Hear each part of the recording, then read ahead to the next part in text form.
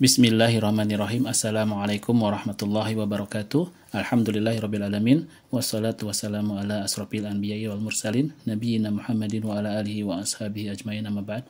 Santri kelas menada yang semoga Allah Ta'ala muliakan, alhamdulillah kita sudah sampai kepada pembahasan bab baru ya, yang mana pembahasan bab kali ini adalah membahas tentang majruratul asma, isim-isim yang dimajrurkan atau isim-isim yang dijarkan. Apa saja pembagiannya? Di sini mu'alif memberikan penjelasan al-majrurat, isim-isim yang dijarkan, salah satu aksam, itu ada 3 macam. Wahya, yaitu majrurun biharfil jarri, dijarkan dengan huruf jar, ini yang pertama. Yang kedua, majrurun bil idhofah, dijarkan dengan idhofah. Dan yang ketiga, majrurun bit tawabi', dijarkan dengan tawabi'. Ya, nanti kita akan masuk kepada penjelasan lebih lengkapnya ya. Apa itu majrur bi harfil jar, apa itu majrurun bil idhofah, dan apa itu majrurun bit tawabi'. Sekarang kita akan mulai pembahasan yang pertama pada bab majruratul asma. Yang pertama adalah al-majruru bi harfil jarri, majrur atau dijarkan dengan huruf jar. Penjelasan tentang huruf jar sudah kita bahas di awal-awal pembahasan kitab ini ya, yang mana huruf jar itu merupakan salah satu alamat bahwasanya kalimat yang terletak setelahnya adalah jenis isim. Mu'alif memberikan penjelasan. Wa huruful jar, huruf-huruf jar, hiya adalah min, ila, an, ala, fi, rubba, al-ba'u, itu huruf ba, al-kafu, yaitu huruf kaf, al-lam, yaitu huruf lam. Kemudian ada tambahan, mud, mundu, hatta, khola, ada, dan hasya. Itu adalah huruf-huruf yang menjadikan isim setelahnya majrur atau dijarkan. Sebagian sudah kita kenal pada huruf jar, itu min, ila, an, ala, fi, rubba, al-ba'u, al-kafu, wal lam. Adapun yang lainnya, huruf-huruf yang tidak masuk pada pembahasan huruf jar sebelumnya, akan tetapi pengaruhnya sama. Setiap isim yang didahului oleh mud, mundu, hatta, khola, ada, dan hasya, itu menjadi isim yang majrur atau dijarkan. Dan selain huruf jar, huruf yang memberikan pengaruh menjadikan isim setelahnya menjadi majrur adalah huruf-huruf sumpah. Huruful qasam. Qasam itu artinya sumpah ya. Apa saja huruf sumpah? Di sini ada al-wawu, yaitu huruf wawu, at-ta'u, yaitu huruf ta, wal ba'u, huruf ba. Contohnya di sini minan nasi, ini contoh untuk semuanya ya. Contoh isim yang dijarkan dengan huruf jar dan juga contoh isim yang dijarkan dengan huruf qasam. Di sini minan nasi, dari manusia. Min adalah huruf jar. Jika ada huruf jar sebelum isim, maka dia memberikan pengaruh menjadikan isim setelahnya majrur. Maka an-nasi ini adalah isim yang terletak setelah huruf jar, dia menjadi isim yang dijarkan. Apa tanda jarnya? Adalah kasroh di akhirnya, karena dia adalah isim mufrad. Kemudian huruf ta, ini maksudnya adalah huruf ta. Ta itu adalah salah satu huruf qasam. Tallahi, demi Allah. Ini sama artinya tallahi, wallahi, billahi, demi Allah semuanya. Bersumpah atas nama Allah. Karena manusia itu disyariatkan bersumpah hanya dengan nama Allah saja. Tidak boleh bersumpah dengan makhluk ataupun nama-nama selain nama Allah. Adapun Allah boleh bersumpah dengan apapun makhluk yang Allah ciptakan, yang di situ tentunya Allah bersumpah dengan makhluk tersebut menunjukkan bahwasanya terdapat keagungan, terdapat keutamaan dari makhluk yang Allah jadikan sumpahnya tersebut. Contoh wal asr, wad-duha, wal-lail, itu semuanya makhluk. Dan Allah bersumpah dengan makhluk-makhluk tersebut, tentunya ada sesuatu yang spesial dari makhluk yang Allah jadikan sumpah tersebut. Dan Allah berhak untuk bersumpah dengan apapun yang Allah kehendaki di antara makhluk-makhluknya. Ta ini adalah huruf qasam. Maka jika ada huruf qasam sebelumnya, lafad atau isim yang terletak setelahnya, lafdu jalalah Allah ini menjadi isim yang berkedudukan atau dalam keadaan dijarkan. Apa tanda jarnya? Kasroh di akhirnya. Al-ba'u adalah, al-ba' ini bisa huruf jar, bisa huruf qasam ya. Ini pun menjadikan isim setelahnya menjadi isim yang dijarkan. Di sini ada labtu jalalah Allah. Karena sebelumnya ada ba, maka labtu jalalah Allah ini dalam keadaan majrur. Tanda jarnya dengan kasrah. Billahi. Kemudian ada huruf jar berikutnya yaitu ila. Huruf jar sebagaimana huruf min, dia memiliki pengaruh yaitu menjarkan isim setelahnya. Labtu jalalah Allah yang terletak setelah huruf jar ila, maka labtu jalalah Allah ini dalam keadaan jar atau dijarkan sebagai isim majrur bi ila. Kemudian al-wawu adalah huruf qasam, huruf sumpah. Maka huruf sumpah pun memiliki pengaruh yang sama yaitu menjarkan, memajrurkan isim setelahnya. Maka labtu jalalah Allah ini pun menjadi isim yang dijarkan dan tanda jarnya adalah kasroh.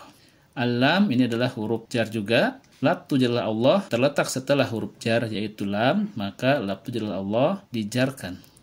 Itu adalah bagian yang pertama yaitu al-majruru bihal firjarri. Adapun yang berikutnya adalah al-majruru bil idhofah. Isim yang dijarkan dengan idhofah. Apa itu idhofah? Mu'allif memberikan penjelasan. Al-idhofah adalah nisbatu syai'in ila syai'in. Penisbatan sesuatu kepada sesuatu yang lain. Jadi kita menisbatkan sesuatu benda kepada benda yang lain. Di sini ada daftaru. Daftaru artinya buku tulis. Ini adalah sesuatu yang pertama. Ini dinisbatkan kepada sesuatu yang lain, yaitu aliyin, sesuatu yang kedua. Maka ketika daftaru dinisbatkan kepada aliyin, inilah yang dimaksud dengan idhofah. Penisbatan sesuatu kepada sesuatu yang lain. Maka yang menjadi isim majrurnya atau isim yang dijarkannya adalah yang menjadi tempat penisbatannya, bukan yang dinisbatkannya. Yang menjadi tempat penisbatan di sini adalah aliyin. Adapun daftaru adalah yang dinisbatkannya. Maka yang menjadi tempat penisbatan atau tujuan penisbatan dari sesuatu, maka ini disebut dengan mudhofun ilaih. Dan yang dinisbatkan ini disebut dengan mudhof. Mudhof kondisinya tidak akan sama. Kadang marfu, kadang mansub, kadang majrur. Tergantung kepada kedudukannya di dalam kalimat, di dalam jumlah. Adapun mudhof ilaih menjadi isim yang majrur. Makanya aliyin dia dijarkan dan tanda jarnya adalah dengan kasrah. Daftaru aliyin. Contoh berikutnya, baitu ini adalah sesuatu yang pertama. Aliyin ini sesuatu yang kedua. Maka baitu ini adalah mudhof, aliyin ini adalah mudhof ilaih. Baitu kondisinya marfu atau mansub atau majrur bisa saja ya. Kalau di sini marfu, kenapa? Tanda rofanya adalah dhammah. Adapun yang menjadi mudhof ilaih yaitu aliyin pasti jadi majrur, dijarkan. Tanda jarnya dengan kasroh. Kita artikan buku tulis Ali, rumah Ali. Seperti itu ya, menyandarkan buku tulis kepada Ali, menyandarkan rumah kepada Ali. Yang disandarkan disebut mudhof, yang menjadi tempat penyandaran atau penisbatan disebut mudhof ilaih. Nah, di sini ada penjelasan lebih lanjut. Wa yusammal awal, dan yang pertama itu dinamakan mudhofan dengan istilah mudhof, seperti yang tadi dijelaskan ya. Wasani, dan yang kedua dinamakan mudhofan ilaih, mudhof ilaih. Walladina la budda an yakuna majruran, dan yang menjadi mudhof ilaih mestilah dalam keadaan majrur. Ammal mudhof, adapun mudhof, fayakunu hasaba mauqi'ihi fil jumlah, tergantung kedudukannya atau letaknya di dalam kalimat, di dalam jumlah. Jadi kalau mudhof ilaih itu mesti, tidak boleh tidak, harus majrur. Adapun mudhof, dia menjadi majrur marfu atau mansub tergantung kedudukannya atau letaknya di dalam kalimat atau di dalam jumlah. Itu adalah penjelasan tentang majrurun bil idhofah. Di sini ada penjelasan lebih lanjut tentang syurutul idhofah, syarat-syarat idhofah. Jadi idhofah itu memiliki syarat-syarat. Apa saja? Yang pertama, alla yakunal mudhof munawwanan. Hendaklah mudhof itu, berarti yang disandarkan ya, yang dinisbatkan. Hendaklah mudhof itu tidak ditanwin. Contoh, kitabun. Awalnya kan kitabun, karena dia tidak ada alif lam. Tapi ketika dia menjadi mudhof, tanwinnya hilang. Di sini contoh kitabun, sebuah kitab. Kitabun ini akan disandarkan atau dinisbatkan kepada Ali. Ali sebagai mudhof ilaihnya, maka mudhofnya ini tidak boleh ditanwin. Kitabu aliyin. Contoh babun, ini tanwin. Tapi ketika diidhofahkan dan menjadi mudhof, maka dia tidak boleh ditanwin. Babul wudu', bab wudu. Waladun, seorang anak laki-laki.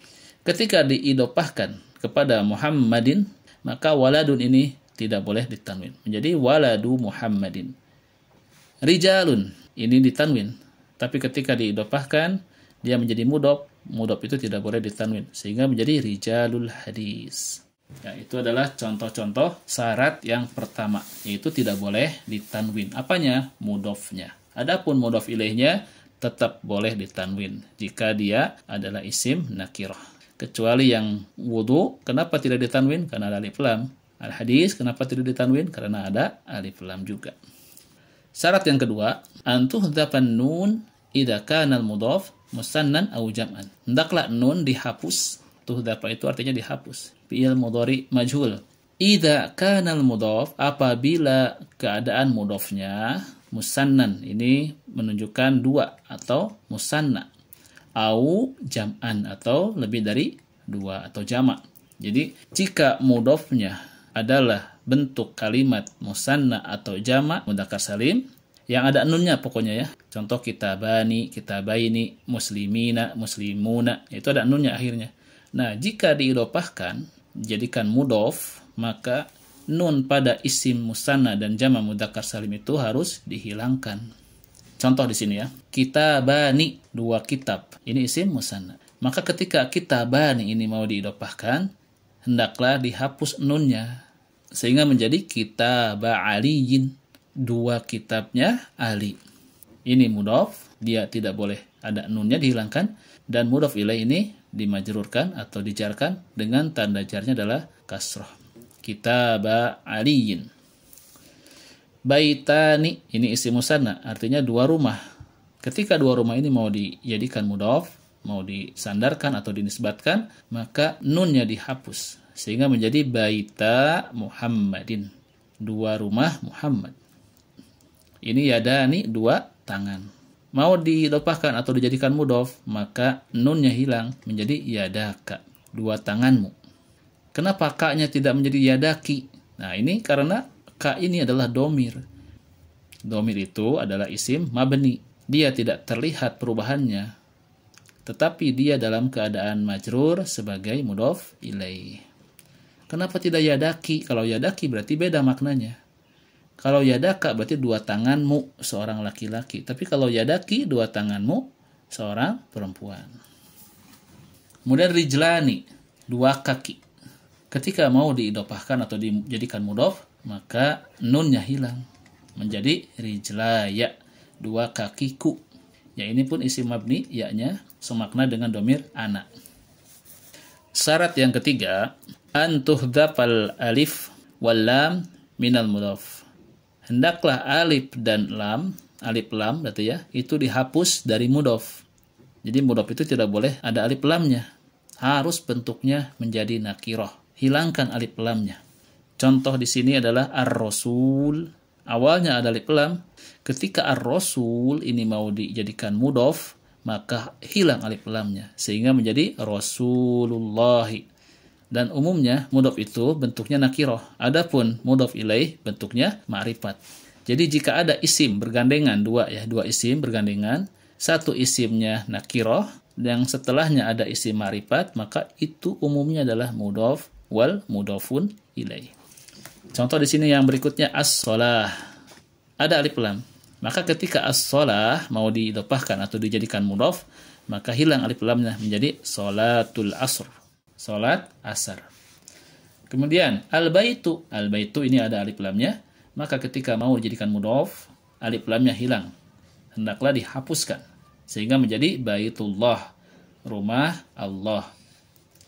Al-bab, ini adalah pintu. Alif lamnya dihilangkan apabila dia mau dijadikan mudhof sehingga menjadi babul masjid, pintu masjid.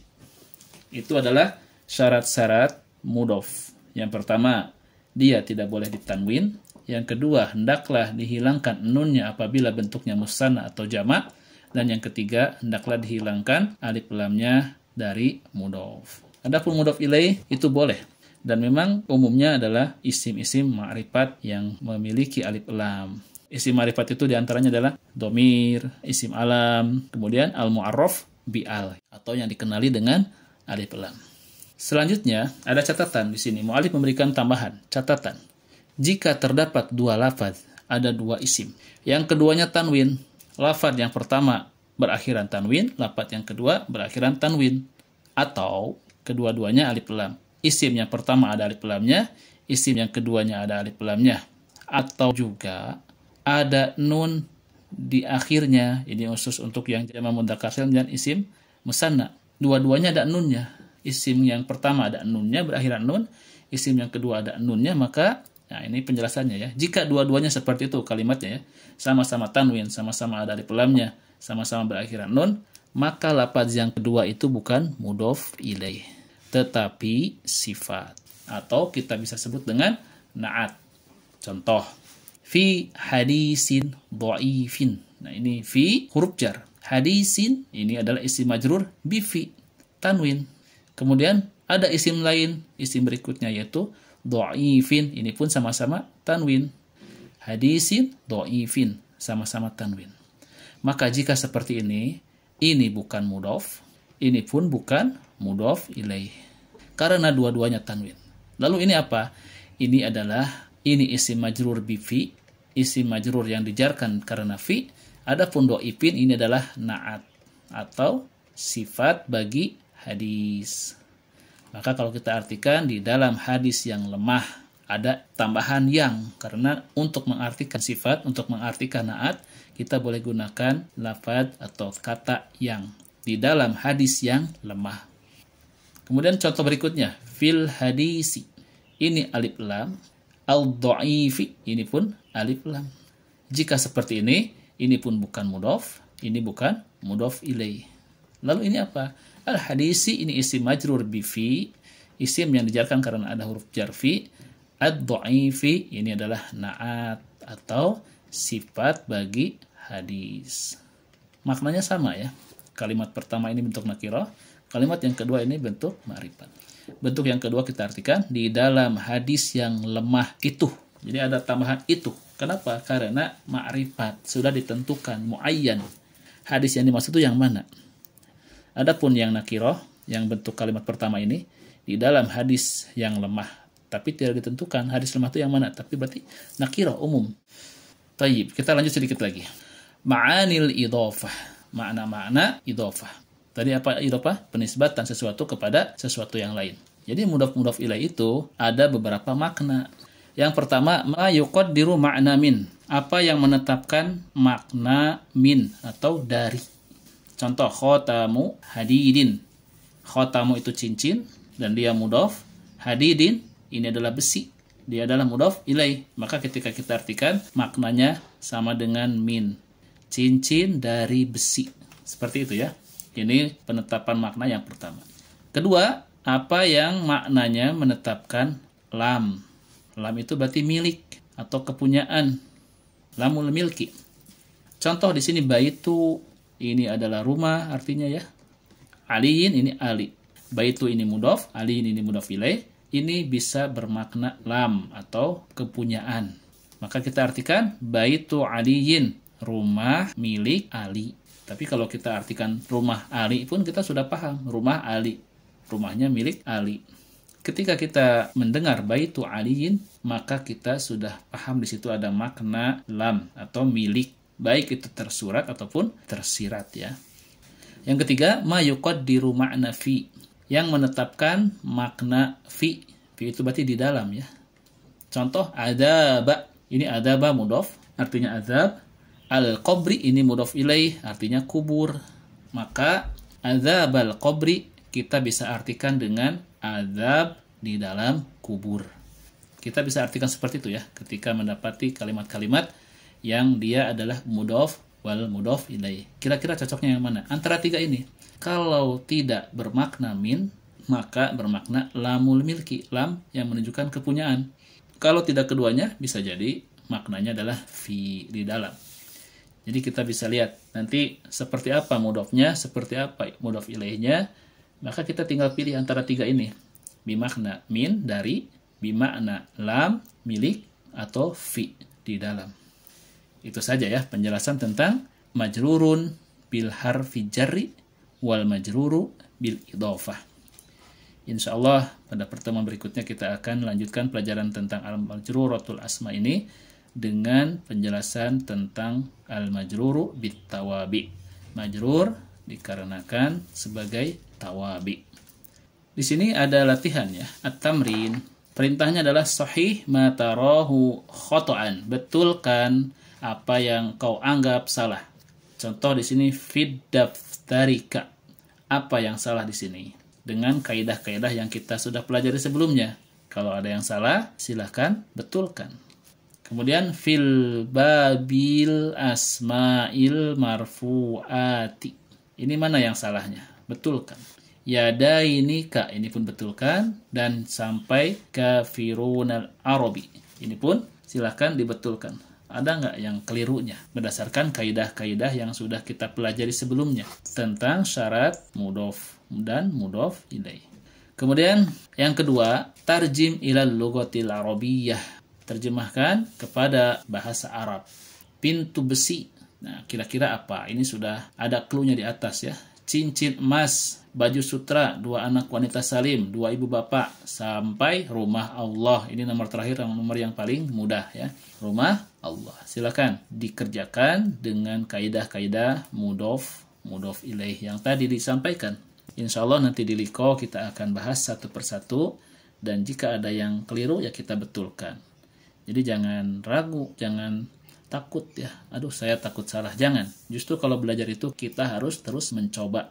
Jangan sampai ada perasaan takut salah, khawatir tidak tepat. Ya jangan. Namanya belajar. Kesalahan biasanya ada. Justru dari kesalahan lah kita bisa memahami sesuatu yang benarnya. Demikian ya pelajaran hari ini. Semoga bermanfaat. Insya Allah kita akan bertemu di liko. Subhanakallahumma wa bihamdika asyhadu an la ilaha illa anta astaghfiruka wa atubu ilaik. Akhirul kalam. Wabillahi taufiq wal hidayah. Wassalamualaikum warahmatullahi wabarakatuh.